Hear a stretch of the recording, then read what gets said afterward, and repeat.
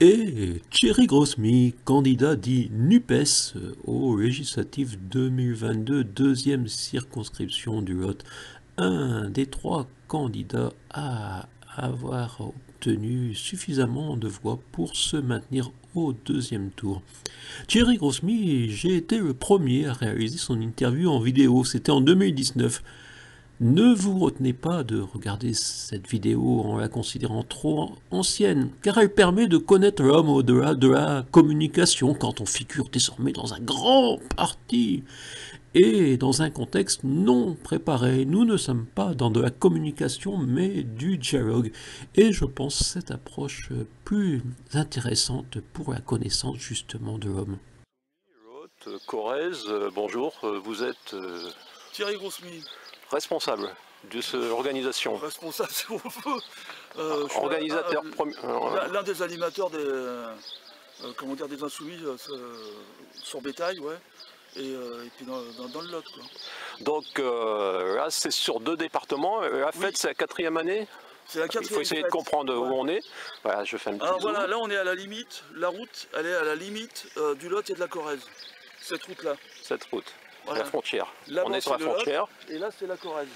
Ok, donc pourtant, dans les indications, c'est noté que c'était dans le Lot, mais en fait, c'est dans la Corrèze que ça se déroule. C'est toujours compliqué sur une affiche d'expliquer ce genre de choses. Donc voilà, mais c'est pas le plus important, oui. C'est donc 2 sections, on appelle ça des sections chez les Insoumis. On appelle ça des groupes d'action. Des groupes d'action. Ouais, où les gens ils viennent, alors l'AFI c'est une organisation un peu spéciale, qu'on veut volontairement, gazeuse. C'est un mouvement politique ou pas? Oui, c'est un mouvement politique, moi j'aime bien le terme mouvement, et pas parti, surtout pas parti politique. On est en train d'inventer une nouvelle forme de politique, une nouvelle façon de faire de la politique. Pour aller très vite, les partis qui existent aujourd'hui correspondent à la recherche d'organisation qu'il y avait à la fin du 19e siècle. Après l'échec de la Commune de Paris, on a construit des partis politiques qui se sont construits, quoi, qui ont eu... Pour faire vivre la République. La République sociale pour nous, et faire avancer les idées du socialisme, quoi. C'était un peu le cas à l'époque. On considère aujourd'hui que les citoyens ils ont un niveau de culture générale, un niveau de connaissance, etc., qui permet aujourd'hui d'avoir une approche complètement différente de la vision qu'on avait des partis politiques à l'ancienne. Et puis de toute façon, il y a une volonté des citoyens de ne plus faire de la politique comme on en faisait jusqu'à maintenant. Donc on fait une rupture avec qui? Avec Guy Mollet, avec Mitterrand, ou on est à quel niveau? Les hommes ont quand même permis d'incarner les mouvements. Oui, d'incarner les mouvements, et c'est significatif si on parle de Guy Mollet ou si on parle de François Mitterrand. Guy Mollet, je me souviens quand même que c'est lui qui a envoyé mon père 28 mois en Algérie. Donc c'est vraiment pas mes valeurs. Pourtant 20 ans à SFIO. Voilà. Donc effectivement... Après il y a eu François Mitterrand. Parce qu'on sait que quelque part vous êtes de gauche. Donc oui, on va quand même reprendre des figures de gauche. Moi je l'assume. Moi j'ai tout le temps voté communiste jusqu'à maintenant, jusqu'à ce que la FI existe, quoi. Parce que je considère qu'il faut vraiment faire de la politique autrement. Mais il y a des anciens électeurs socialistes, hein, avec nous aussi. Et puis on commence à notre objectif, il n'est pas de rassembler la gauche, notre objectif il est de fédérer le peuple. La gauche aujourd'hui dans ce pays a fait 27%. Elle est complètement discréditée, disqualifiée par rapport à ce qui s'est passé ces dernières années. Et le moins qu'on puisse dire, c'est que le quinquennat de Hollande, il a achevé cette idée de gauche. Donc nous, ce qu'on veut aujourd'hui, c'est pas rassembler. Pour vous, François Hollande était de gauche? Il a fait une belle politique de droite, en tout cas. Je me souviens quand même que Macron était ministre de l'économie et des finances de Hollande. Donc, les lois Macron, c'est une réalité, quoi. Dans la 5e République, qui représentait la gauche? Certainement que Mitterrand, il a incarné la gauche, oui. Mauroy? Il était Premier ministre à Mitterrand, donc... Donc on peut dire jusqu'en 84?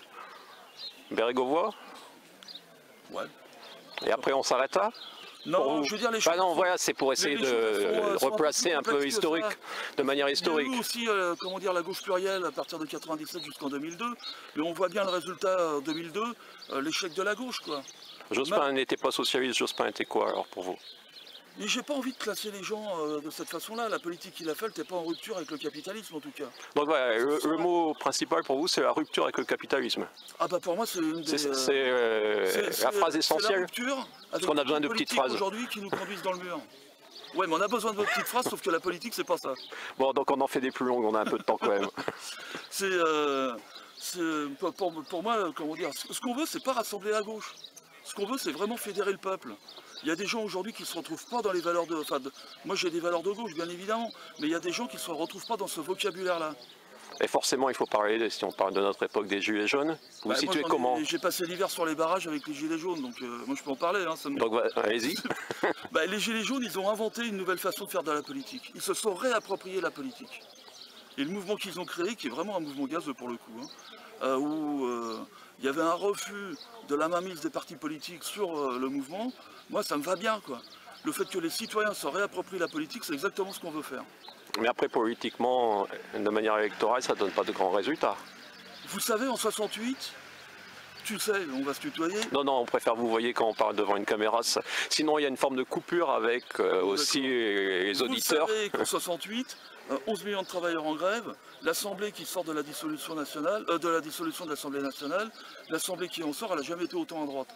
Sauf qu'à terme, la droite avait perdu les élections et que 68, le résultat, c'est 81. Oh, il y a quand même entre-temps Pompidou et Giscard.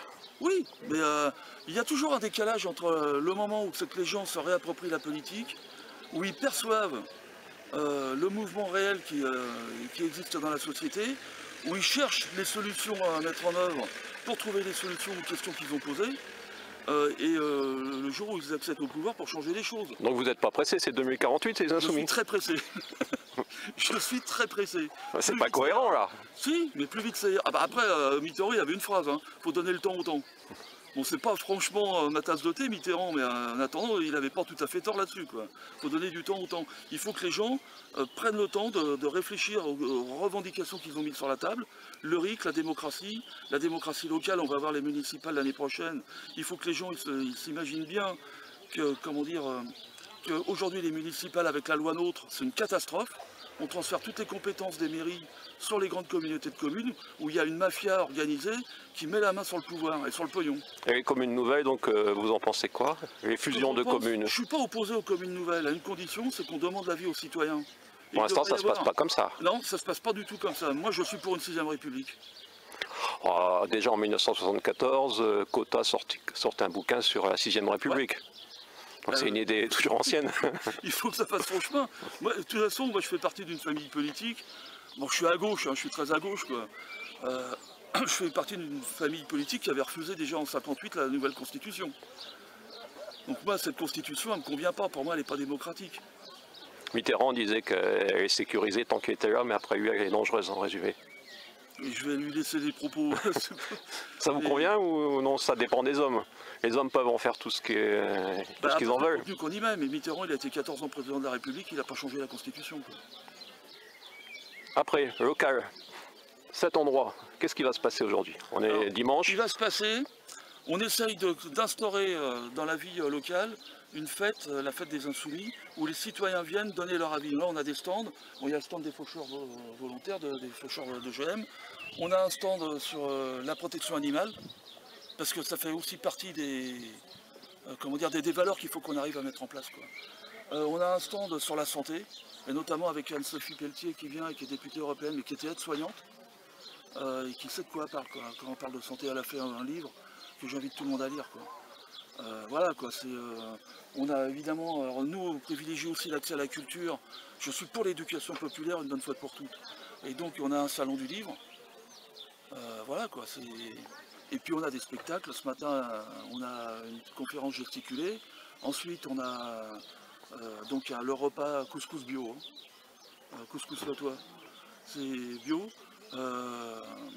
On essaye de privilégier les circuits courts. Tout n'est pas forcément bio, mais tout vient des fermes aux alentours. Donc 4e édition, donc vous avez un recul. Vous touchez à peu près combien de personnes? L'an dernier, il y avait 300 personnes. Après, cette année, c'est un peu compliqué parce qu'on a effectivement subi un revers électoral. Donc on verra combien on a cet après-midi. Je ne sais pas combien on va être, quoi. Et vous pensez qu'un revers électoral, ça joue, un revers électoral d'élections européennes, ça joue sur la motivation des personnes au niveau local? Des électeurs insoumis, forcément, elle est impactée, ça c'est obligé. C'est forcé, même une fête locale est impactée par un résultat national. Oui. Donc, et puis on sort des élections aussi, il y a beaucoup de gens qui sont fatigués, quoi. Donc puisque vous parlez des élections, vous en pensez quoi de ces élections? C'est une victoire à la Pyrrhus. Il y a donc une victoire pour quelqu'un? Ouais, bah pour Macron surtout. Macron, l'assurance vie de Macron a permis à Macron de gagner l'élection. L'assurance vie, c'est le Front National.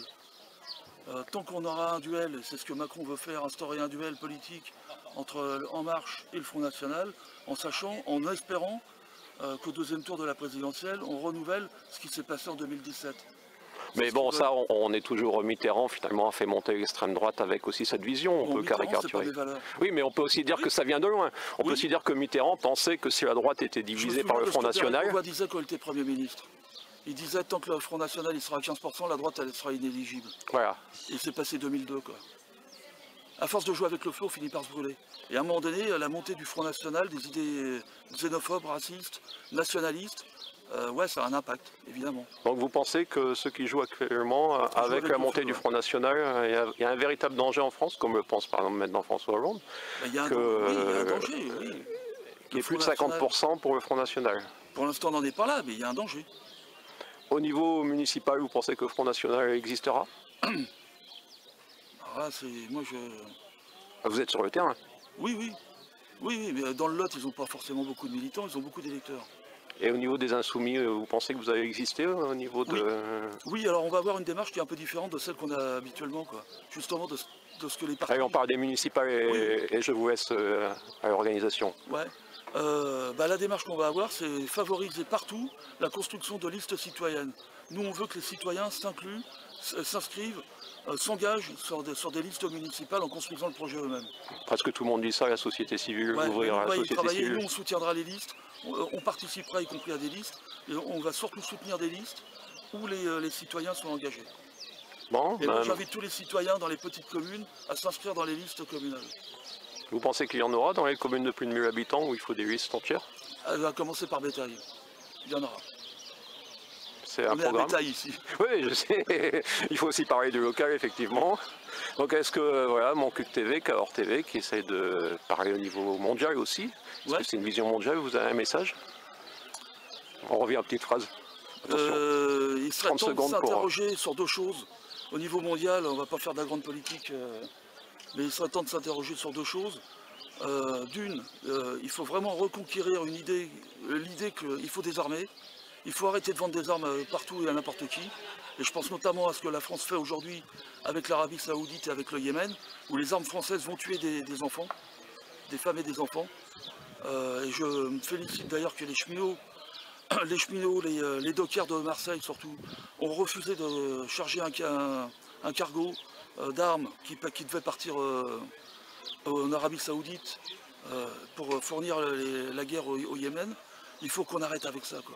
Donc, il est important de souligner que si la commune déléguée disparaît juridiquement, elle continue à assurer un service de proximité, dont la gestion d'état civil, l'organisation des élections, exemple, un bureau de vote par commune déléguée. Mais bien sûr, de la situation dans laquelle on est, qui est une catastrophe, quoi. Donc voilà, merci pour cette explication, pour bonne fête. Et donc à côté des artichauts, on va essayer. Donc vous savez, il y a des écrivains et j'en fais partie effectivement. Mon Culte TV, Cahors TV est ici à la fête des Insoumis. Merci. Voilà. C'est bon, t'as fini? Ouais.